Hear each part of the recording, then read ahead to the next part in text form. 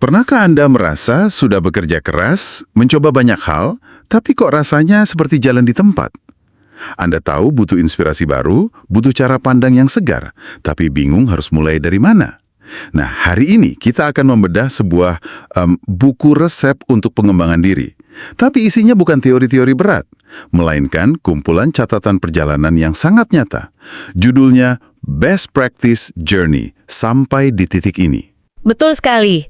Dan yang bikin sumber-sumber ini menarik adalah pendekatannya ya. Ini bukan buku motivasi yang cuma menyuruh Anda, ayo berpikir positif.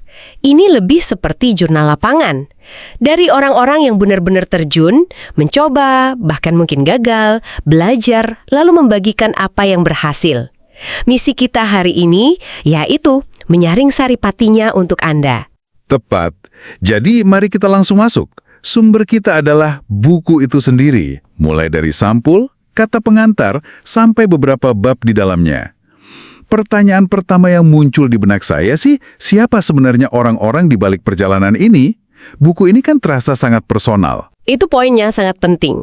Kalau kita lihat, buku ini tuh proyek kolaborasi besar. Dipimpin oleh tim penulis utama seperti Dr. Takdir Ishak, Muh Darwis, Dr. Takwa, dan beberapa nama lainnya. Tapi, nah ini yang lebih menarik lagi. Di dalamnya itu ada puluhan kontributor lain.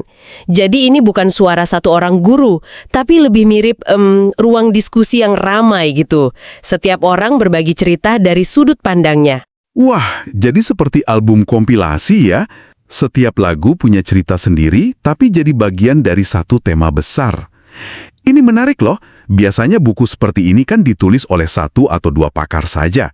Apa risikonya punya begitu banyak suara dalam satu buku? Apa gayanya jadi tidak konsisten, atau justru itu kekuatannya? Pertanyaan yang bagus sekali. Risikonya tentu ada ya. Mungkin narasinya bisa terasa meloncat-loncat.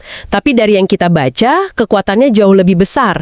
Karena setiap kontributor membawa pengalaman otentik dari bidangnya, pembaca jadi bisa memilih cerita mana yang paling relevan untuknya.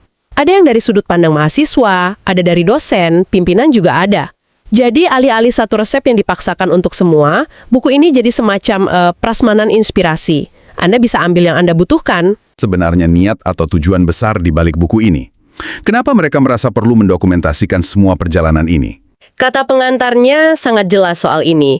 Di sana tertulis, buku ini lahir dari rangkaian pengalaman, pembelajaran, dan praktek terbaik yang penulis temukan sepanjang perjalanan profesional dan personal.